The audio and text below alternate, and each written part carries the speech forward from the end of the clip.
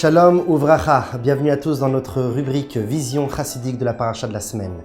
Cette semaine, parachat Haye Sarah, la vie de Sarah. Nos sages nous disent Maaseh Avot Siman Labanim, l'action de nos patriarches, leur agissement à travers l'histoire est un signe pour nous. Ce sont des panneaux à travers le chemin de nos vies qui peuvent paraître des fois controversées, pleines d'embûches et d'épreuves. Alors regardons l'action de nos ancêtres, mais également de ceux qui les ont accompagnés, tels que leurs serviteurs, leurs bras droits ou leurs élèves. Ainsi, cela sera pour nous une source de réponse. Eh bien, aujourd'hui, nous parlerons de la réussite. Quel est le secret de la réussite? Comment facilement et rapidement réussir sa vie et tout ce qu'on entreprend. On dit souvent, on dit toujours, étant des Juifs croyant Dieu, Baruch Hashem, on dit Be'ezrat Hashem, avec l'aide de Dieu, lorsque l'on désire entreprendre quelque chose. Hashem Ya'azor, que Dieu puisse aider. Ou Im Yirtse Hashem, si Dieu le veut. Besiata Dishmaya, avec l'aide du ciel. Ce sont toutes sortes de termes qui invitent Dieu dans nos vies afin qu'il interagisse et prenne partie dans nos actions. Il y a plusieurs manières de se connecter à Dieu. La première, la plus, on va dire, officielle, celle de base, ce sont les trois prières que nous faisons à travers la journée, Shacharit, Mincha et Arvit, pendant lesquelles nous allons, pendant la majeure partie de la prière, louer Dieu, faire toutes sortes de louanges à travers les psoukei des Imra, les versets d'éloge, mais également demander des bénédictions et de la réussite lors de la Hamida, les 18 bénédictions de la prière, lorsque l'on se tient debout à la fin de la prière. Mais il existe une deuxième manière, celle de pouvoir dialoguer avec Dieu à n'importe quel moment de la journée, pour n'importe quel sujet. Ne pas penser qu'on puisse déranger en quelque sorte le maître du monde, le créateur de tout, celui qui s'occupe, avec un grand C bien sûr, celui qui s'occupe de la même manière d'une petite fourmi en pleine forêt pour la nourrir, de la même manière qu'il s'occupe de grandes guerres ou de grandes paix de l'humanité. Akadosh Baruch Hu est notre Père, et c'est un Père proche, un Père vers lequel nous pouvons nous épancher, nous pouvons nous connecter.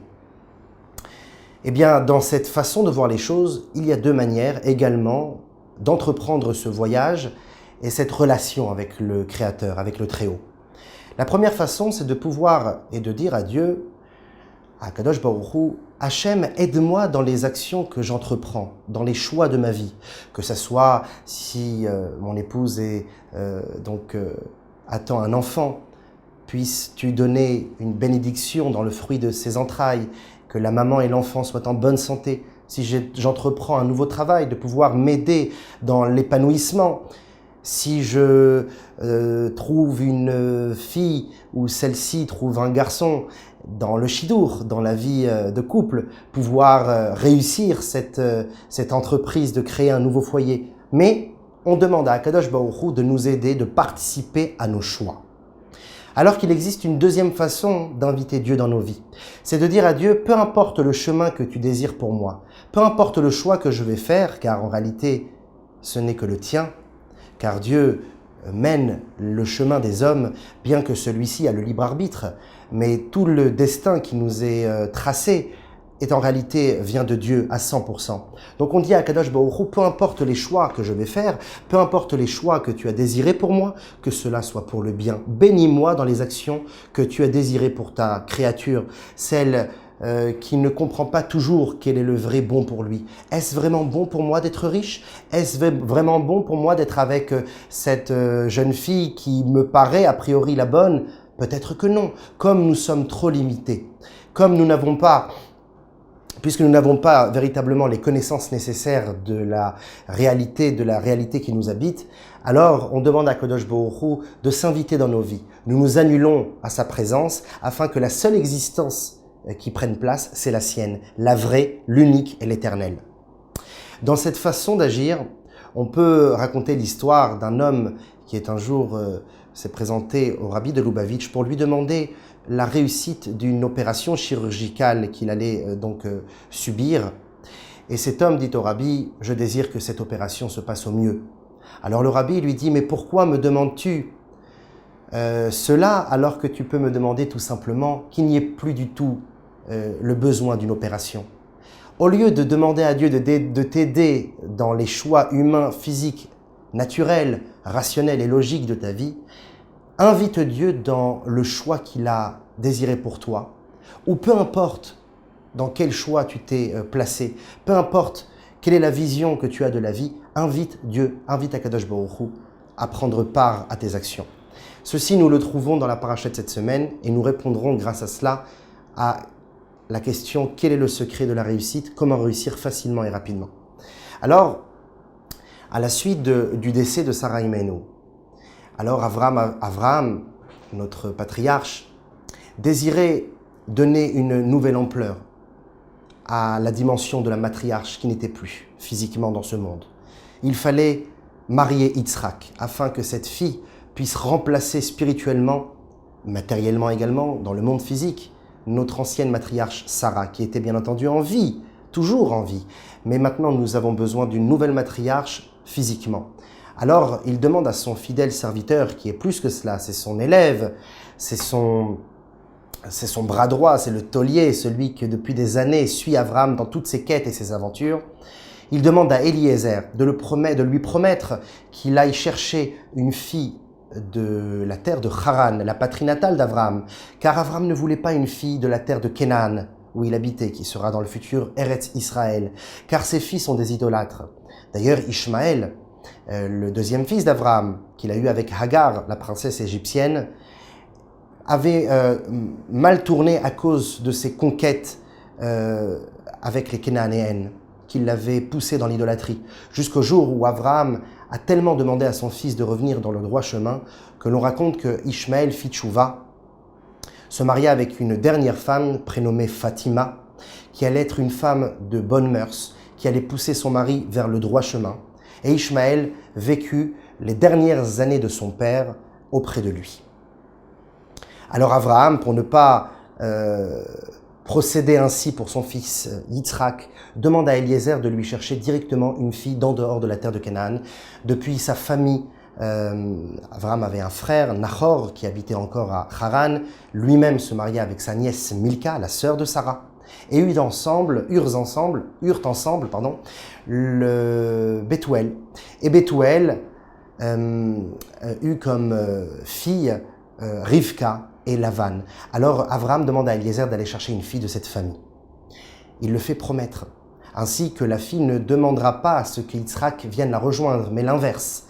Yitzhak ne devra jamais, à l'inverse de les deux autres patriarches, Abraham et Yaakov, Yitzhak n'a jamais quitté la terre d'Israël. Alors on s'imagine bien que lorsqu'Eliezer quitte la terre de Canaan pour Haran, cela devait prendre plusieurs jours, voire plusieurs semaines. Arrivé là-bas, il devait trouver la famille, la jeune fille. Si cela était bon, alors pouvoir les convaincre de laisser partir leur fille, elle aussi devait prendre ce choix. Bref, une longue histoire de plusieurs mois, avec les préparatifs du mariage, etc. Et pourtant, cette histoire prend même pas 2 jours. Eliezer quitte Canaan et en fin de journée arrive à Haran. Le Midrash raconte que, en quelque sorte, il a vécu une sorte de téléportation ou que le chemin s'est raccourci de lui-même. Il y a 2 explications. Et au lieu de prendre plusieurs semaines, cela se passa en quelques heures. Lorsqu'il arrive là-bas, il épanche sa soif à côté d'un puits et dit dans son cœur que si une jeune fille vient lui proposer de l'eau à lui et à ses chameaux, une fille de bonne midot, de bonnes mœurs, alors cette fille sera un signe et ce sera sûrement celle qui devra être donnée à Yitzhak. Avant même que sa pensée se termine, Rivka puisait de l'eau. Au lieu qu'elle tire le seau, c'est l'eau qui monte vers elle. Eliezer comprend que cette jeune fille n'est autre qu'une tzadékette, se présente à elle, elle lui propose de l'eau, à lui et à ses chameaux. Il voit le signe de Dieu. Il se présente dans la maison de Bethuel, son père, fait la présentation de qui il était, serviteur d'Abraham. Et le lendemain matin, Eliezer quitte Haran avec Rivka. Tout ça s'est passé en quelques jours, en 2 jours, en 1 jour et demi à peu près. Et c'est comme ça ainsi que Rivka retourne pour se marier. En après-midi, elle retourne à Canaan. Elle voit Yitzhak en train de prier Mincha avec une stature spirituelle au-delà du commun des mortels. Et c'est ainsi que Yitzhak et Rivka vont donner naissance au peuple d'Israël. La question que nous posons aujourd'hui, c'est quel est le mérite d'Eliezer pour avoir eu cette réussite fulgurante, si rapide, si facile? Alors pour comprendre cela, nous allons poser une autre question, beaucoup plus profonde, et grâce à cela répondre à notre première question de comment Eliezer a-t-il pu mériter cette réussite. La Torah raconte ce que je vous ai raconté en quelques lignes, puisque c'est beaucoup plus profond, beaucoup plus long que cela. La Torah raconte déjà une première fois la promesse que fait Eliezer à Abraham, le chemin d'Eliezer, son arrivée à Haran, sa présentation à Rivka, sa présentation à Bethuel, les préparatifs du départ, son retour en terre de Canaan, plusieurs psukim, plusieurs versets qui nous parlent de cette histoire. Ensuite, la Torah se répète de nouveau dans les détails et répète exactement les mêmes versets au moment où Eliezer raconte son aventure à Bethuel. Pourquoi la Torah se répète une deuxième fois? C'est la première fois et la dernière que l'on répète un même récit dans les détails et en plus pour seulement un serviteur de patriarche.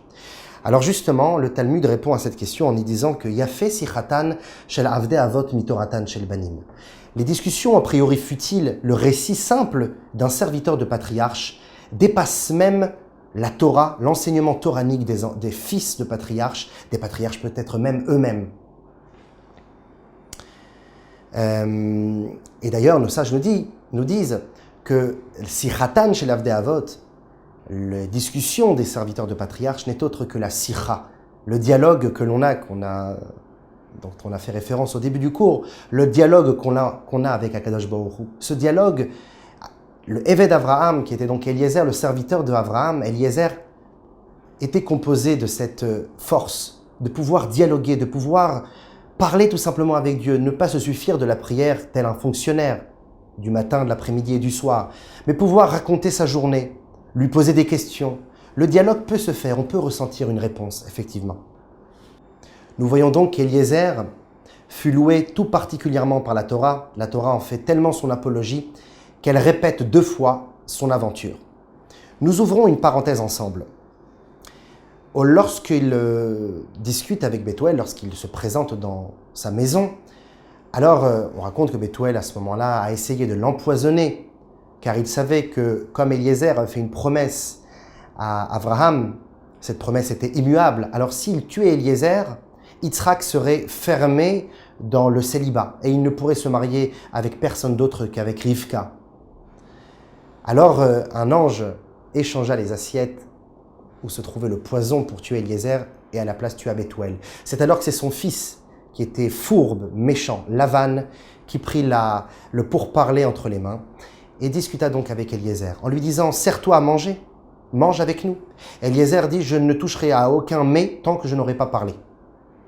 Alors Lavan lui dit « Donc parle ». Eliezer dit, alors qu'il s'était déjà présenté, la première parole qui sort de sa bouche, « Aeved Avraham Anochi », serviteur d'Abraham, je suis. Intéressant de remarquer qu'il fait passer d'abord le terme Eved, serviteur d'Avraham, je suis, et non pas Ani Eved Avraham, je suis le serviteur d'Avraham, mais d'abord le niveau d'abnégation et de soumission qu'il avait envers Dieu bien sûr, mais aussi en Avraham. Et intéressant également de remarquer qu'il utilise le terme Anochi, qui est celui du premier pronom personnel, mais sous la forme de la divinité, qu'on utilisera dans le premier passage des 10 commandements. Anochi Hashem Elokecha, je suis l'Éternel ton Dieu qui t'ai fait sortir de la terre d'Égypte. Eliezer, de par son abnégation de Eved, est arrivé au niveau de Anochi. Nos sages nous posent la question, quelle était la raison pour laquelle Eliezer a répondu de cette manière à Lavan? Je suis le serviteur d'Avraham. Tu l'as déjà dit. On le sait très bien que tu es le serviteur d'Avraham. Tu l'as dit à Rivka, tu l'as dit également à Bethuel plus tard. Donc pourquoi maintenant Eliezer entame sa discussion avec cette phrase?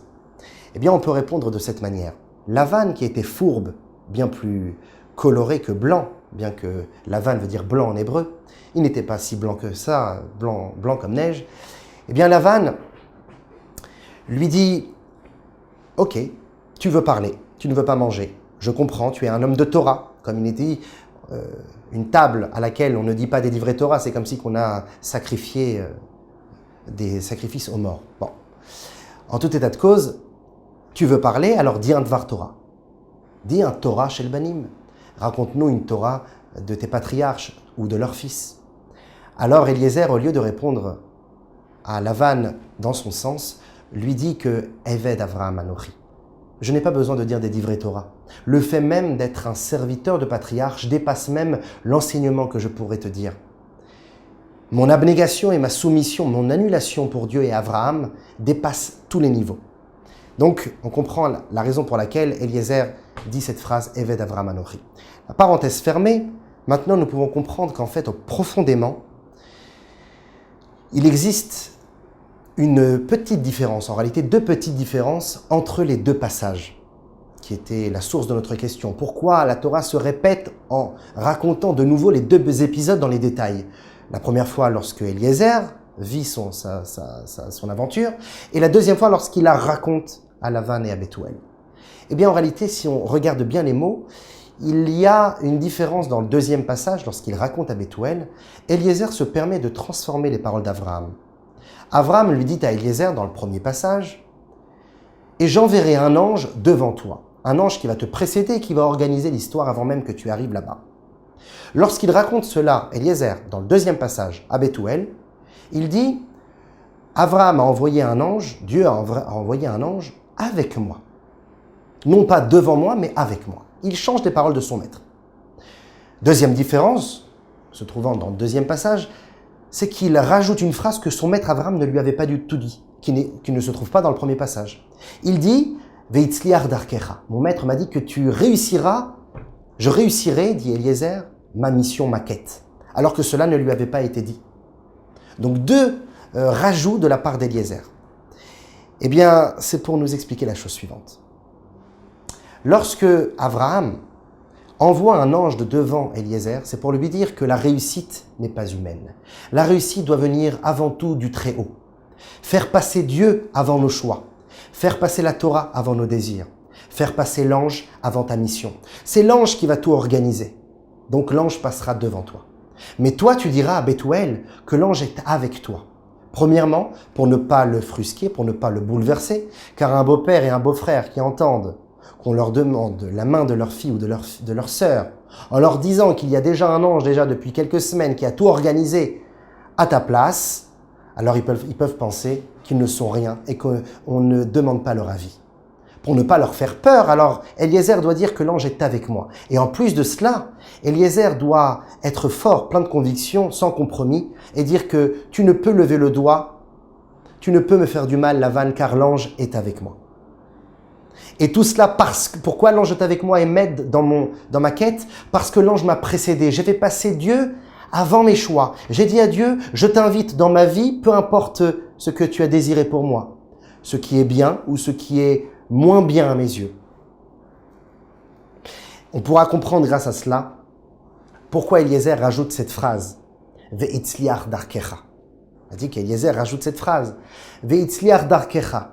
Je réussirai ma mission. Alors qu'Abraham ne lui avait pas dit. Parce que, puisqu'il a fait venir l'ange, faire venir Dieu dans sa vie, avant même d'entreprendre un choix, une quête, une mission, un objectif humain, qui peuvent nous paraître le choix de l'homme, là où il existe, non.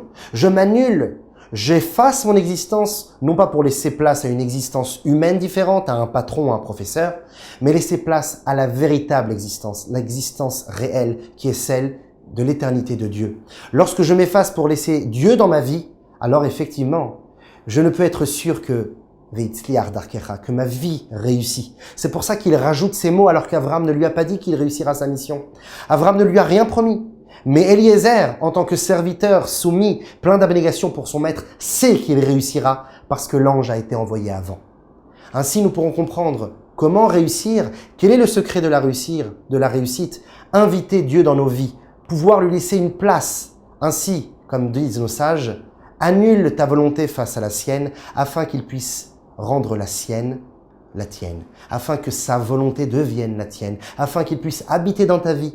Et les choix qu'il fera pour toi, bien que l'homme doit faire une ishtadlout, lui aussi doit faire un effort, mais à la fin, de laisser passer un Shabbat pour la Parnassa, alors qu'on peut se dire c'est pour nourrir mes enfants, ça a un bon sens, ça a quand même un but. Non, le Shabbat passera avant, bien que c'est illogique, parce que c'est l'ange qui me précède pour tout organiser à ma place. Le petit effort qu'on me demande à faire, c'est d'agir en conséquence. Mais Dieu, je l'ai invité dans ma vie. J'efface mon existence afin que l'existence de Dieu soit la plus éternelle et rende notre vie la plus réussie qu'elle soit. Shabbat Shalom et à très bientôt.